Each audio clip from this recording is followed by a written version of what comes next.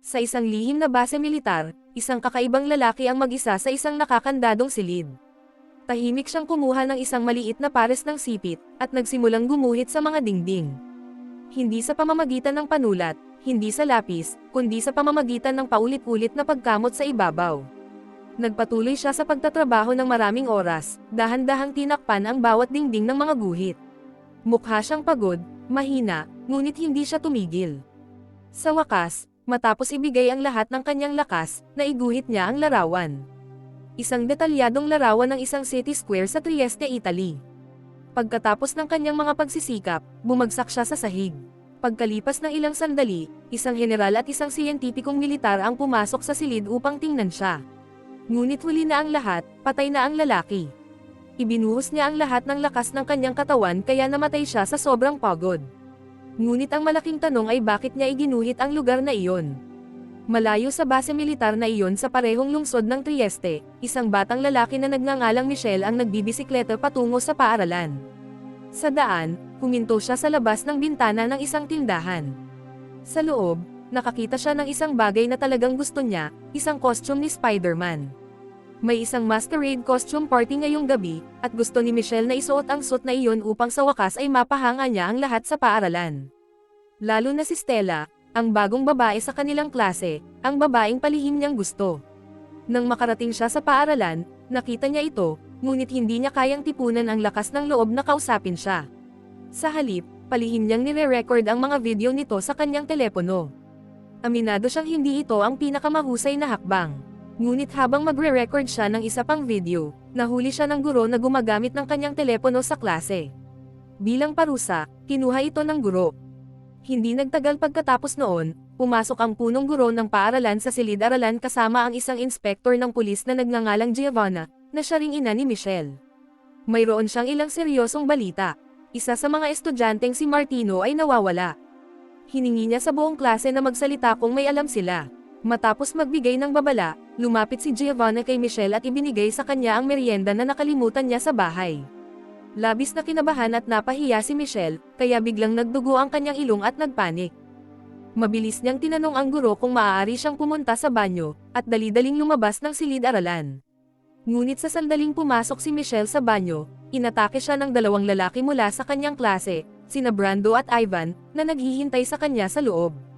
May hawak silang paintball gun at hinihingi nila ang pera niya, sinabihan nila siyang ibigay ito.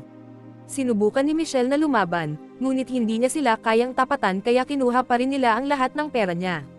Pagkatapos, binigyan siya ni Ivan ng isang malupit na alok, 10 segundo para tumakbo. Sinamantala ni Michelle ang pagkakataon at tumakbo sa eskwelahan ng mabilis hanggat kaya niya. Ngunit nang malapit na siyang makatakas pababa ng pasilyo, binaril siya sa likod ng paintball, dahilan para bumagsak siya sa lupa. Sa harap ng ibang estudyante, tinapakan ng mga lalaki ang kamay niya habang nagtatawanan ang lahat. Ngayon, hindi lang nasaktan si Michelle, lubos siyang napahiya. Nang araw na iyon, umuwi siya na pakiramdam ay durog, at wala na siyang pera para bilhin ang costume na Spider-Man. Nang biglang pumasok sa kanyang silid ang kanyang nakababatang kapatid na babae na si Candela. Katulad niya, mahilig din ito sa mga superhero. Ngunit ayaw ni Michelle magsalita. Binaliwala niya ito at dumiretso sa safe, umaasa na may pera pa sa loob. Gamit ang kaunting naipon niya, bumalik siya sa bayan upang maghanap ng mas murang costume. Doon niya napansin ang isang maliit na tindahan ng mga Chino na puno ng dekorasyon. Sa loob, nakilala niya ang isang batang kasing edad niya at tinanong kung mayroon silang murang costume ng superhero.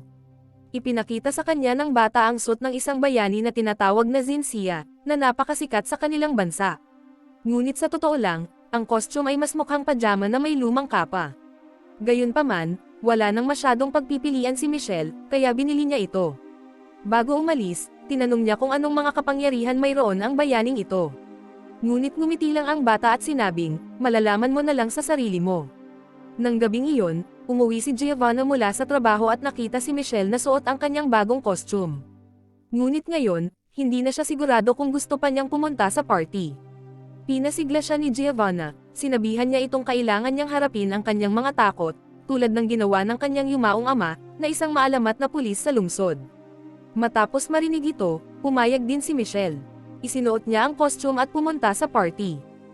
Doon, ginawa niya ang lahat para lumayo kina Brando at Ivan. Ngunit bigla niyang nabangga si Stella, na nakasuot ng costume ni Marie Antoinette. Ikinagulat ito ni Michelle, at pinuri ang costume ng kanyang bayani. Sa isang sandali, sa wakas ay naging maayos ang lahat. Nagsimula silang mag-usap, magtawanan, at nagsimulang sumaya si Michelle. Ngunit pagkatapos ay nakita sila ni Brando na magkasama. Nagseselos ito, kaya muli itong nagpasyang sirain ang araw ni Michelle. Tinawag niya ang buong klase sa bulwagan at inihayag na palihim niyang kinuha ang telepono ni Michelle mula sa opisina ng punong guro. Pagkatapos ay gumawa siya ng isang kakilakilabot na bagay. Pinatugtog niya ang mga video na ni-record ni Michelle kay Stella sa klase. Lahat ay nanonood, nagulat at hindi komportable si Stella at tinanong si Michelle kung totoo bang ginawa niya iyon. Ngunit si Michelle ay masyadong nahihiya upang magsalita. Sa halip, lumingon siya at sinubukan tumakas. Ngunit hinarangan ni Brando at ng kanyang gang ang lahat ng labasan. Wala nang ibang mapupuntahan, nagtago si Michelle sa banyo. Ngayon ay galit at nababagabag, tiningnan niya ang kanyang murang kasuotan at sumigaw, anong kapangyarihan ba mayroon si Shinshia? At sa mismong sandaling iyon, biglang kumidlat malapit sa gusali.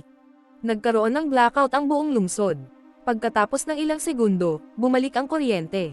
Mabilis na umakyat si Michelle palabas ng bintana ng banyo at tumakbo pabalik sa bahay. Kinabukasan, gumising si Michelle upang maghanda para sa paaralan, ngunit tila may kakaiba siyang pakiramdam. Ang kanyang maliit na aso na si Mario, ay nakatingin sa kanya sa kakaibang paraan. Hindi maintindihan ni Michelle kung bakit, ngunit binaliwala niya ito dahil huli na siya. Pagkatapos ay pumasok siya sa banyo upang magsipilyo ng ngipin, ngunit kinilabutan siya sa kanyang nakita. Ang kanyang katawan ay ganap na hindi nakikita. Nagulantang siya nang biglang pumasok si Giovanna sa kanyang silid. Ngunit hindi siya nito makita, na lalo lamang nagpagulo kay Michelle. Kaya mabilis siyang sumulat ng isang mensahe at iniwan ito sa kama, na nagsasabing maaga siyang pumasok sa paaralan. Binasa ni Giovanna ang mensahe at umalis para magtrabaho. Samantala, nanatili si Michelle sa kanyang silid, hindi alam kung paano babalik sa normal. Ang tanging magagawa niya ngayon ay subukang itago ang kanyang hindi nakikitang katawan. Nagsuot siya ng guwantes, sombrero at madilim na salamin. Nang sa wakas ay makarating siya sa paaralan, napagtanto niya na ang paglalakad ng ganito ay napakadelikado. Kaya nagpasya siyang subukan ng isang nakakabaliw na bagay. Hinubad niya ang lahat ng kanyang damit at dumiretso sa silid-aralan. Walang nakakakita sa kanya, kaya ngayon ay sigurado na siyang hindi talaga siya nakikita. At syempre, nagpasya siyang gamitin ito. Una, palihim siyang lumapit sa paintball gun ni Ivan at pinaputok ito sa pisara. Natakot ang guro at sa huli ay sinipa palabas ng klase si Ivan. Ang susunod na target ay si Brando, na naglalaro sa tennis final ng paaralan. Dahil sa kanyang pagiging invisible, patuloy na sinisira ni Michelle ang mga tira ni Brando. Sa bawat pagsubok ni Brando na tamaan ang bola, mayroong mali. At sa huli, natalo siya ng malala sa harap ng lahat. Ngunit hindi pa rin tapos si Michelle. Pagbalik ni Brando sa locker room, naghagi si Michelle ng tennis ball sa sahig at nagsimulang magsalita sa nakakatakot na boses. Akala ni Brando ay multo ito at tumakbo sa takot palabas ng silid. Hindi mapigilan ni Michelle ang pagtawa. Para sa kanyang huling pagsubok, nagpasya si Michelle na pumunta sa changing room ng mga babae.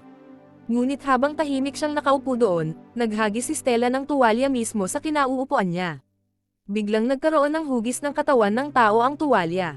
Nalilito, lumapit si Stella para kunin ito, ngunit sa eksaktong sandaling iyon, naging nakikita muli si Michelle. Napasigaw ang mga babae sa gulat, at muntik nang ma-expel si Michelle sa eskwelahan. Lalo lang lumala ang mga bagay kinabukasan. Lahat ng mga babae ay tumitingin na ngayon sa kanya ng may pandidiri. Kinabahan si Michelle at bigla na namang naging invisible. Sa takot na baka may makatuklas ng kanyang lihim, tumakbo siya pauwi. Ngunit doon, nakita ni Candela ang kanyang lumulutang at invisible na mukha. Natakot siya sa simula, ngunit pagkatapos kumalma, sinabi ni Michelle sa kanya ang lahat. Ipinaliwanag niya na may kapangyarihan na siya ngayon, ngunit hindi pa rin niya alam kung paano kontrolin ang mga ito. Sa halip na matakot, nasabik si Candela na may superpowers ang kanyang kapatid. Ngunit sinabi ni Michelle sa kanya na ilihim ito. Kalaunan, habang sinusubukan na intindihin ang kanyang mga kapangyarihan, narinig ni Michelle na umuwi si Giovanna. Agad niyang tinanggal ang kanyang damit para maging invisible muli. Nang makita ang walang laman na silid, akala ni Giovanna ay wala pa si Michelle sa bahay.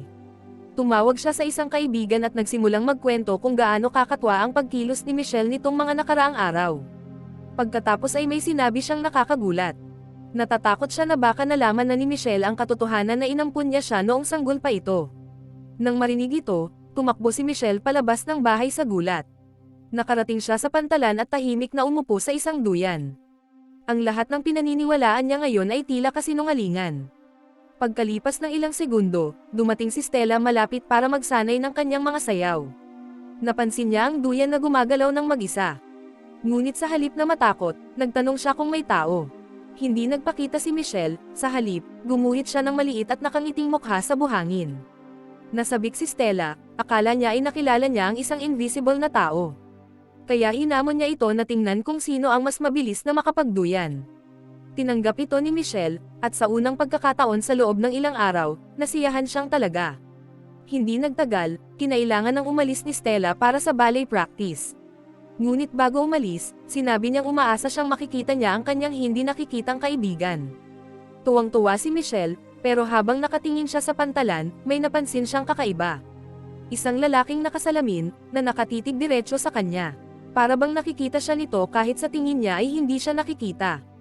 Ipinalagay ni Michelle na guni-guni lang niya iyon. Nang gabing iyon, nagpa siya siyang bisitahin si Stella. Nakarating siya sa bahay nito at iginuhit ang parehong nakangiting mukha sa bintana ng silid tulugan ni Stella. Agad na naintindihan ni Stella at pinapasok siya. Tinakpan niya ito ng kumot at tinanong ang pangalan nito, ngunit sinabi ni Michelle na hindi pa niya ito masasabi. Habang papalapit ito upang tingnan kung totoo ba siya, kinabahan ulit si Michelle, at biglang naging visible siya. Sa takot, tumakbo siya pauwi at sinabi kay Candela ang lahat. Sinabi nito sa kanya na oras na upang sabihin niya kay Stella ang totoo. Kaya nang sumunod na gabi, nilakasan ni Michelle ang kanyang loob. Kasama ang kanyang asong si Mario, pumunta siya sa school gym kung saan nagpa-practice si Stella. Ngunit bago pa man makarating si Michelle sa kanya, isang hindi kilalang lalaki ang biglang sumugod. Hawak ang baril na may pangpatulog, binaril niya si Stella. Sa loob ng ilang segundo, nawalan siya ng malay. Binuhat siya ng lalaki at dinala sa kanyang van, ngunit habang paalis na sana ito sa paaralan, nakita ni na Michelle at ng kanyang asong si Mario ang lahat. Kahit bata pa lang, tumakbo si Michelle patungo sa lalaki at hinawakan ang braso nito, sinabing palayain si Stella. Lumaban ang kidnapper at pinabagsak siya, ngunit sumugod si Mario at kinagat ang braso ng lalaki. Gayunpaman, nagawa pa rin ng lalaki na itulak sila palayo, ihagis si Stella sa van at subukang tumakas. Tumanggi si Michelle na sumuko, at kumapit siya sa pinto ng van. Ngunit itinulak siya ng lalaki at humarurot palayo kasama si Stella. Pagkatapos nito, dumating ang pulisya sa paaralan. Nagmadali si Giovanna doon upang tingnan si Michelle. Sa kabutihang palad, hindi sila nasaktan ni Mario. Ngunit sinabi ni Michelle sa kanya na kinidnap si Stella. Pagkatapos, sinimulan ng pulisya ang kanilang investigasyon. Ngunit nagpa siya si Michelle na siya na ang kumilos. Sinimulan niyang magsanay mag-isa, sinusubukan na matuto kung paano kontrolin ang kanyang kapangyarihan. Pagkatapos ay kinuha niya ang kanyang costume na superhero, ngunit nalaman niyang nilabhan ito ng kanyang ina. At ngayon, kapag isinusuot niya ito, hindi na siya makapag-invisible. Sa galit, hinarap ni Michelle si Giovanna. Sinabi niya rito na ang paglalaban ng costume ang nag-alis ng kanyang kapangyarihan. Wala itong ideya kung ano ang sinasabi niya. Sa galit, sumigaw si Michelle na kinasusuklaman niya ito at sinabi pang hindi siya ang tunay niyang ina. Pagkatapos niyang lumabas ng padabog, biglang nabasag ang salamin sa aparador ng mga libro, na para bang dahil sa galit niya ang dahilan nito. Habang pabalik sa daungan, muli niyang nakasalubong ang lalaking nakasalamin. Sa pagkakataong ito, ipinakilala ng lalaki ang sarili bilang si Andre, at inangkin na siya ang tunay na ama ni Michelle. Ipinaliwanag ni Andre na isa siyang espesyal, isang taong may kapangyarihang kayang magpabago ng realidad. Hindi siya pinaniwalaan ni Michelle noong una. Kaya sinabi sa kanya ni Andre ang katotohanan tungkol sa nakaraan. Ilang taon na ang nakalilipas, pagkatapos ng isang digmaang nuclear sa Russia, ang ilang nakaligtas ay naapektuhan ng radiation at nagkaroon ng kakaibang kakayahan.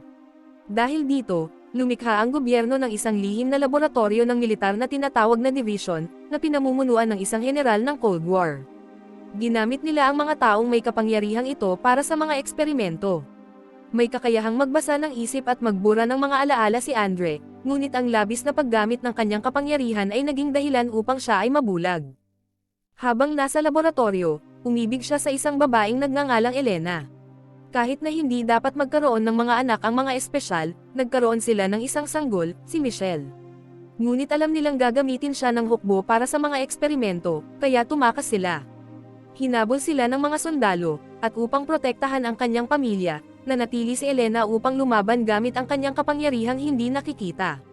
Nakalulungkot, napansin ng isang sniper ang isang paru-paro na dumapo sa kanyang di nakikitang katawan at binaril siya. Walang nagawa si Andre kundi ang tumakas, kasama ang sanggol na si Michelle. Naglakbay siya sa buong Europa upang maghanap ng ligtas na lugar. Gamit ang kanyang kapangyarihan, natagpuan niya si Giovanna, isang inspektor ng pulisya na nangangarap na maging isang ina, at iniwan si Michelle sa kanyang pintuan. Ngunit hindi tumigil ang dibisyon sa paghahanap sa bata, dahil si Michelle ay maaaring maging susi sa pagbuo ng isang hukbo ng mga taong may superpower. Bago umalis, binigyan ni Andre si Michelle ng isang espesyal na suit. Mayroon itong simbolong Russian S at gawa sa parehong material na ginamit ni Elena noon. Ilang sandali pa, nawala si Andre bago dumating si Giovanna kasama ang kanyang kasamahang si Dr. Basil.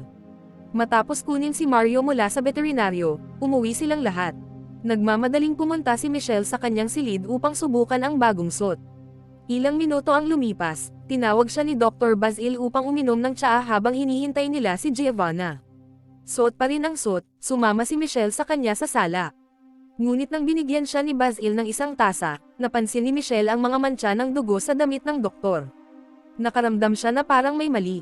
Sinabi niya na kailangan niyang pumunta sa banyo at sinubukan umalis. Ngunit mahinahon na sinabi ni Basil na lahat ng pinto ay nakalock. Ngayon na nakulong siya, isinuot ni Michelle ang kanyang maskara, hinubad ang kanyang damit, at muling naging invisible. Hinabol siya ni Basil, ngunit nang marating niya ang kusina, sinimulan siyang batuhin ni Michelle ng mga kutsilyo. Hinarangan siya ni Basil gamit ang isang upuan, pagkatapos ay tumakbo si Michelle patungo sa sala. Ngunit kumuha si Basil ng isang sako ng harina at inihagis ito sa buong bahay. Ngayon ay nakikita na niya ang mga bakas ng paa ni Michelle sa sahig.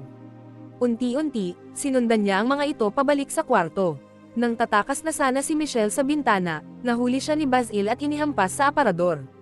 Doon lumabas ang katotohanan. Nagtatrabaho rin si Basil para sa division, at plano niyang dalhin si Michelle sa laboratorio upang gawin siyang isang makapangyarihang sundalo. Pero tumanggi si Michelle. Bigla niyang sinipa si Basil, tumalon palabas ng bintana at nakatakas. Pagdating niya sa kalye, muling naging invisible si Basil at tumakbo sa lungsod. Di nagtagal ay nakita niya si Ivan na nakaupo sa kanyang motorsiklo. Dahil walang oras para magpaliwanag, sinabihan siya ni Michelle na paandarin ito. Inakala ni Ivan na multo ito ngunit mabilis pa rin siyang umalis. Samantala, sa loob ng laboratorio ng division, nakakulong si Stella sa isang silid. Doon niya natagpuan sina Martino at Brando, at sila rin ay dinukot. Sinabihan sila ni Stella na kailangan nilang tumakas ng mabilis. Lumingon siya sa paligid at nakakita ng butas sa kisame. Bumuo silang tatlo ng hagdan ng tao at nagawang makaakyat palabas. Kasabay nito, dinala ni Ivan si Michelle sa isang lumang bodega. Doon, ipinakita ni Michelle ang kanyang sarili at ipinaliwanag ang lahat. Ngayong alam na ni Ivan na may kapangyarihan si Michelle, sinimulan niya itong igalang at sinabi sa kanya na nawawala rin si Brando. Napagpasyahan nilang gumawa ng plano para sa pagsagip, ngunit walang ideya si Michelle kung saan nakakulong ang iba. Balik sa barko, palihim na dumaan si Stella sa mga pasilyo gamit ang kanyang kasanayan sa gymnastics. Sa wakas ay nakahanap siya ng emergency signal lamp. Naalala ang kanyang hindi nakikitang kaibigan, nagpadala siya ng distress signal. Pagkatapos ay gumuhit siya ng parehong nakangiting mukha sa lampara, at binuksan ito bago pa siya mahuling muli ng isang gwardya. Sa malayo, nakita ni Michelle ang liwanag na nagniningning sa kalangitan at nakilala ang drawing. Alam niyang naroon si Stella, kaya dumiretso sila ni Ivan sa barko. Pagdating nila, nakita nila ang mga armadong gwardya sa lahat ng dako. Sinabihan ni Ivan si Michelle na mag-invisible, at nang magawa niya ito, pinaputukan ni Ivan ang power box gamit ang kanyang paintball gun, na nagdulot ng short circuit sa security system. Sa pagkakataong ito, palihim na pumasok si Michelle nang hindi napapansin. Natagpuan niya ang silid kung saan nakakulong si Stella, kumuha ng fire extinguisher, pinatay ang isang gwardya, at kinuha ang kanyang baril. Lumitaw ang isa pang gwardya, ngunit pinilit siya ni Michelle na buksan ang selda. Pinalaya niya sina Stella, Martino at Brando at ikinulong ang mga gwardya sa loob. Pagkatapos ay isiniwalat niya ang kanyang pagkakakilanlan. Nagulat ang lahat, lalo na si Stella. Sinabi ni Michelle sa kanila na wala ng panahon na dapat sayangin, at inutusan silang lisanin ang barko. Ngunit sinabi ni Stella na mayroon pang isang bilanggo na nakakulong sa isang lugar, kaya sumama si Michelle sa kanya upang sagipin ito. Sa parehong oras, dumating si Giovanna sa bahay kasama si Mario at nakita niyang lubusang nawasak ang bahay. Biglang lumitaw si Andre sa labas, mabilis niyang sinabi kay Giovanna na nasa panganib si Michelle. Nagmadali silang umalis ng magkasama upang hanapin siya. Di nagtagal, nakita nila si Ivan na tumatakbo mula sa mga sundalo, gamit ang kanyang kapangyarihan sa pagbabasa ng isip. Nalaman ni Andre na alam ni Ivan kung nasaan si Michelle, at hiniling niya rito ang tulong. Samantala, sinundan ni Michelle si Stella sa isa pang selda. Ngunit sa halip, pumasok sila sa isang submarino. Biglang bumukas ang mga ilaw, at napagtanto nilang napapalibutan sila. Pagkatapos ay tinutukan ni Stella ng baril si Michelle. Naguguluhan siya, ngunit biglang lumitaw ang general ng dibisyon. Sinabi niyang hinihintay niya si Michelle, siya rin ay isang espesyal na may kapangyarihang kontrolin ang mga isip. Inihayag niya na kontrolado niya si Dr. Basil, at pati na rin si Stella. At pagkatapos ay dumating ang pinakamalaking pagkabigla sa lahat. Ang tunay na pinuno ng dibisyon ay si Elena, ang ina ni Michelle. Buhay siya, at matagal na siyang naghahanap kay Michelle. Sinabi ng general kay Michelle, kung pumayag siyang pumunta sa base ng dibisyon, papayagan nilang makauwi si Stella ng ligtas. Sa labas ng barko, sumugod si Giovanna sa paghahanap kay Michelle. Nakasalubong niya si Basil, na tila normal na muli. Ngunit biglang sinabihan ni Andre ang lahat na umalis, dahil wala na si Michelle sa barko, at naisaaktibo na ang self-destruct system. Sa natitirang mga segundo, natagpuan ni Andre, Giovanna at Basil sina Martino at Brando. Nagmadali silang lahat palabas bago sumabog ang barko. Samantala, sa loob ng submarino, dinala ng mga sundalo si Stella sa isang emergency capsule na magpapadala sa kanya pabalik sa port. Sinabi ng general kay Michelle na di magtatagal, makikilala na niya sa wakas ang kanyang ina at ang iba pang mga espesyal, na mas mahusay kaysa sa normal na tao. Ngunit tumanggi si Michelle na iwan ang kanyang mga kaibigan. At sa sandali ng galit na iyon, nagising ang isang bagong kapangyarihan sa kanya. Gamit lamang ang kanyang mga iniisip, sinimulan niyang igalaw ang mga bagay, kontrolin ang mga ito, at sirain ang mga bagay. Di nagtagal, nagsimulang mawasak ang buong submarino mula sa loob. Tumakbo si Michelle patungo sa emergency capsule, kinuha si Stella, at magkasama nilang inilunsad ito sa ibabaw. Sa wakas ay nakarating sila sa port, kung saan naghihintay ang kanilang mga kaibigan. Ilang minuto pagkatapos, dumating ang pulisya upang suriin kung ano ang nangyari. Doon mismo, sa harap ng lahat, ipinakita ni Michelle ang kanyang kapangyarihan sa pagiging invisible. Ipinagmamalaki ni Martino na si Michelle na ngayon ang bagong superhero ng lungsod, at binigyan siya ng pangalan, ang Invisible Boy. Sa unang pagkakataon sa kanyang buhay, iginagalang siya ng mga tao. Ngunit sa malapit, tinawag ni Andre si Michelle. Sinabi niya kay Michelle na kailangan niyang burahin ang alaala ng lahat sa nangyari. Ayaw itong gawin ni Michelle, ngunit binalaan siya ni Andre. Hanggat alam ng mga tao ang kanyang pagkatao, patuloy siyang hahabulin ng dibisyon. Walang ibang pagpipilian, pinuntahan ni Michelle si Stella. Sa mahinang boses, sinabi niya rito na magkikita silang muli sa lalong madaling panahon. Hindi ito naintindihan ni Stella, ngunit nagbahagi sila ng isang halik ng pamamaalam. Pagkatapos ay ginamit ni Andre ang kanyang kapangyarihan, at nakalimutan ng lahat na si Michelle ang Invisible Boy. Kinabukasan, isang komperensya sa pamamahayag ang ginanap. Nang hindi alam ang katotohanan, ibinigay ng pulisya ang lahat ng credit kay Inspector Giovanna. Kahit alam ni Michelle ang totoong nangyari, masaya siyang makitang tinatawag ang kanyang ina na bayani ng bayan, at sa wakas ay nagkasundo ang dalawa. Nang maglaon, pumunta si Michelle sa gym ng paaralan. Mayroon silang party upang ipagdiwang ang pagbabalik ng mga nawawalang estudyante. Nandoon din si Stella, ngunit hindi niya naaalala ang bayaning nagligtas sa kanya. Gayunpaman, habang paalis na siya, nilakasan ni Michelle ang loob upang kausapin siya. Sinubukan siyang pigilan ni Ivan at Brando, ngunit itinulak sila ni Michelle para makadaan. Sa labas ng paaralan, tinanong niya si Stella kung gusto nitong sumama sa kanya pauwi, kahit wala itong natatandaan. Ngumiti si Stella, at sumagot ng oo. Mukhang normal na muli ang lahat sa syudad. Ngunit sa lihim na base ng dibisyon, nagulat ang isang sundalo na nakatakas si Michelle mula sa submarino, at inihayag din ang isang nakakagulat na bagay. Natagpuan nila ang kanyang kakambal na babae sa Morocco. Sinimulan na nila ang isang misyon upang ibalik ito. Nang marinig ito, ngumiti si Elena, Dahil matagal na siyang nagkaroon ng kambal, ngunit pinaghiwalay sila ni Andre upang iligtas sila mula sa dibisyon. Maraming salamat po sa inyong panonood at hanggang sa muli.